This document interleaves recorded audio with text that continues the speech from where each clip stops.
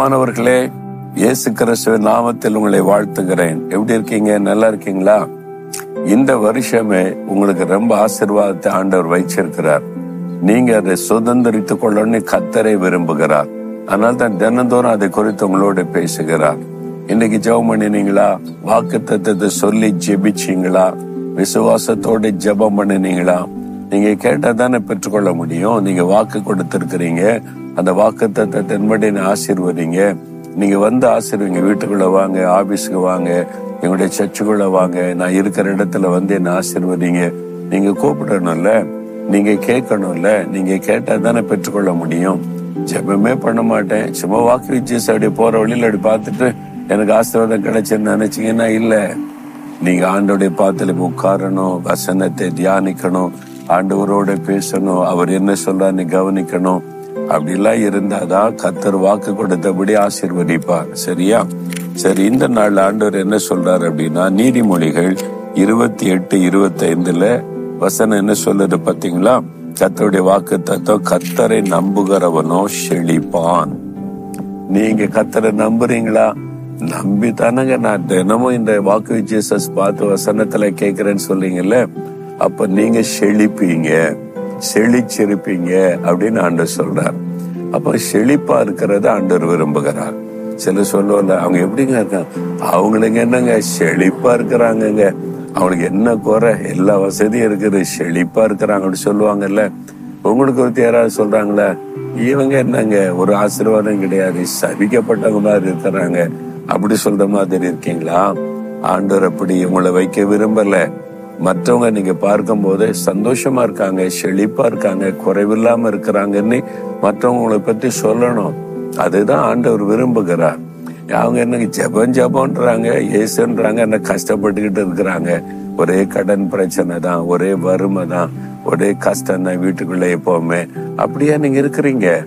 அப்படி இருக்கிறது ஆண்டவர் விருப்பம். குடிசை வீடா இருந்தாலும், சின்ன வீடா இருந்தாலும், அங்க வந்து எனக்கு ஆண்டவர் நல்லா வச்சிருக்கிறாரு. நல்ல உணவு, உடை, ஆரோக்கியம், ஒரு பிரச்சனை எல்லாம் வச்சிருக்கிறான்னு சொல்லணும். அதுதான் ஆண்டவர் விரும்புகிறார்.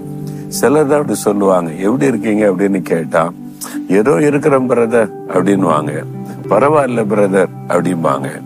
சிலரை கேட்டாதான், நாங்க நல்லா இருக்கிறோம், ஆண்டவர் எங்களை நல்லா வச்சிருக்கிறாரு, எங்களுக்கு ஒரு குறையும் இல்லை அப்படி சொல்லக்கூடிய சிலரை நான் பார்த்திருக்கிறேன். அவர் சொல்லும் போதே ஒரு மகிழ்ச்சி, அதை பார்க்கும்போது ஆண்டவருக்கே சந்தோஷம் இல்ல.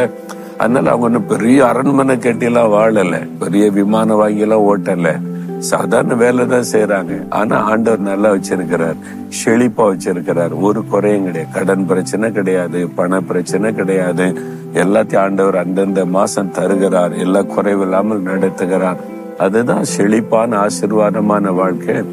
நீங்களா உங்களை உயர்த்து கொள்ள நினைச்சு போய் கடன் வாங்கி கடன்காரனாகி நீங்க பிரச்சனைக்குள்ளாகி அப்புறம் வருத்தப்பட்டுக்கிட்டு என்ன பிரயோஜனம்?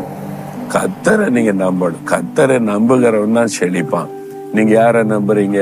உங்களை நம்புறீங்களா? உங்க வேலையை நம்புறீங்களா? அல்லது உங்களுடைய பிசினஸ் நம்புறீங்களா? சிலருக்கு பிசினஸ் வச்சுட்டா பிசினஸ் மேல நம்பிக்கை. இந்த பிசினஸ் அப்படி போயிரும், இப்படி போயிரும், ஓஹோன்னு ஆயிரும், இப்ப மார்க்கெட் அப்படி இருக்குது, அது மேல நம்பிக்கை திடீர்னு இல்லாம போயிரும். சிலருக்கு வேலை மேல நம்பிக்கை, நான் பாக்குற வேலை அப்படிப்பட்டதாக்கும், உயர்ந்ததாக்கும், திடீர்னு வேலை போயிடும். என்ன பண்ணுவீங்க? எங்களுக்கு இவ்வளவு நிலம் இருக்குது, அவ்வளவு நிலம் இருக்குது, எங்களுக்கு செழிப்புதா அப்படின்னா ஒரு வருஷம் மழை வரலன்னா என்ன ஆகும்? அதனால நிலத்து மேல நம்பிக்கை கிடையாது, வேலை மேல நம்பிக்கை இல்லை, பிசினஸ் மேல நம்பிக்கை இல்லை. என் நம்பிக்கை கர்த்தர் தான். அவர் தான் வேலை கொடுத்தார், அவர் தான் பிசினஸ் கொடுத்தார், அவர் தான் நிலங்களை கொடுத்தார், அவர் தான் ஊழியத்தை கொடுத்தார், அவர் தான் சபையை கொடுத்தார், அவர் தான் ஆசீர்வதிக்கிறவர். என் நம்பிக்கை கர்த்தர் தான். அப்படி சொன்னீங்கன்னா நீங்க செழிப்பா இருப்பீங்க. நீங்க உங்களையும் உங்க திறமைகளையும் உங்களுடைய சூழ்நிலைகளை நம்பி நம்பி நம்பி தான் ஆசீர்வாதத்தை இழந்து போறீங்க. அதனால இன்றையிலிருந்து கர்த்தர் மேல நம்பிக்கை வைங்க. சரியா? நீங்க கர்த்தர் மேல நம்பிக்கை வச்சு சார்ந்து கொண்டீங்கன்னா ஒரு குறையுமே இருக்காது. எது மேல நம்பிக்கை வச்சு இருக்கிறீங்க? யோசித்து பாருங்க. நம்மளை அறியாமலே நம்முடைய நம்பிக்கை மனிதருக்கு மேல போயிரும். அதுதான் பெரிய ஆபத்து. அதனால இன்றைக்கு ஆண்டவரே, நான் எதன் மீதும் யார் மேல நம்பிக்கை வைக்கல, நீங்க தான் என்னுடைய ஒரே நம்பிக்கை, என் வாழ்க்கைக்கு நீங்க தான் எல்லாமே அப்படின்னு சார்ந்து கொள்ளுங்க. வித்தியாசத்தை உடனே பார்ப்பீங்க. சொல்றீங்களா? ஆண்டவரை பார்த்து சொல்லுங்க. இப்போ நீங்க பல காரியத்தை நம்பி ஏமாந்து போனீங்க, பல காரியத்தின் மேல் நம்பிக்கை வச்சு கஷ்டம் இப்ப வேதனைக்குள்ள வந்துட்டீங்க. இன்றைக்காவது கர்த்தர் மேல நம்பிக்கை வச்சிருங்க. ஆண்டவரே, நீர்தான் என் நம்பிக்கை, நீர்தான் எனக்காக சிலுவிலை மரித்து உயிர்த்தெழுந்தவர். உம்முடைய வல்லமை, உம்முடைய அன்பை நான் நம்புகிறேன்.